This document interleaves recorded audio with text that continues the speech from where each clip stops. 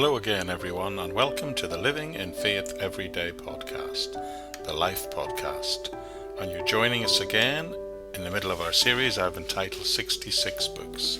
66 short podcasts that look at the 66 books of our Bible. And today you've reached the book of Titus, the book of order in the church.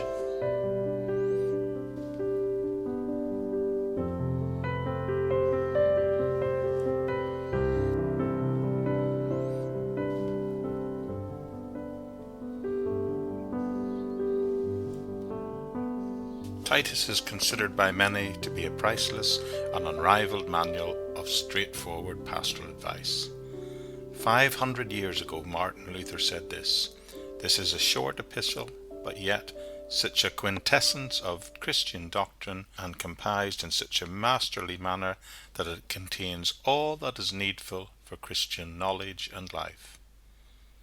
Wow, that's quite some recommendation. The author is declared as Paul in Titus chapter 1 verse 1. The early church record supports that view. So who was the book written to? Well, 1st and 2nd Timothy and Titus form a group of what are called the pastoral epistles. They were written during the same period in Paul's life, and all of them dealt with the same error. It is equally clear that they were all written after the book of Acts closes. We know that after the events of the closing chapter of Acts, that's Acts 28, Paul went to Ephesus and then to Macedonia, probably to Philippi. After that he journeyed to Crete, where he left Titus to continue the work there. Apparently he next travelled to Corinth, where he wrote this letter to Titus. From there he went on to Spain, and on the return trip he was arrested. Now, if that scenario is correct, and frankly other itineraries are possible, the date of Titus is roughly the same as 1 Timothy, in other words 62 AD. You see, the churches on the island of Crete were in need of organisation. That's why Titus was left there, and we know that from chapter 1 verse 5 of this book.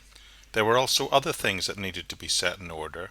Jewish teachers needed to be reprimanded, we're told in verses 10 and 13. These were the ones again who are mentioned in Timothy, who were going to the genealogies of the Old Testament and constructing fables around them. And from these myths they drew commandments which turned people away from the truth of God and moved them towards legalistic man-made rules. Furthermore, their motives for doing this were wrong, and the results of it were not honouring God. Their motive was financial, we will discover. Their ministry produced disputes and arguments amongst them all the time, mainly about the law, and as well as that, it even destabilized households, divided households against one another. This community on Crete definitely needed instruction in godliness and good works. So the message of Titus is how to have order in the church.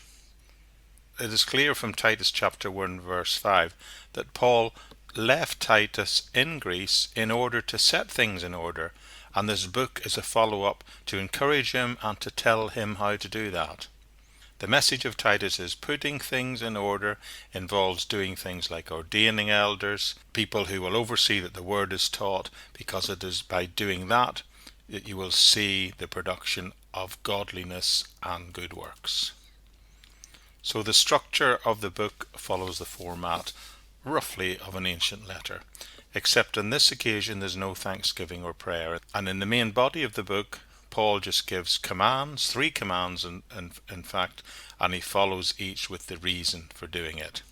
So the opening section is a salutation and greeting, and in the main part, the body of the letter, gives some information and instructions about ordaining elders, how to respond to error when you see it, reminding that the community should be involved in good works, and not just reminding them, telling how that should be done.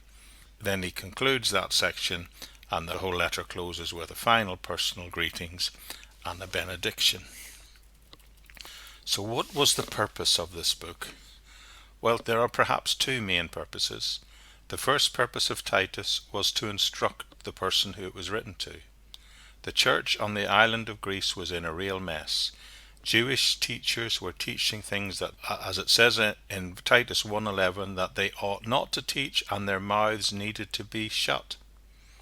Consequently, the people needed instruction in truth to unlearn what they'd learned, and in order that they could produce godliness and good works. Paul wrote Titus to tell him to put the church in order. He was to ordain leaders, elders, and he was to refute these Jewish teachers. He is to speak about godliness to each group of people, both young and old, within the fellowship, and remind them all to maintain their striving towards good works.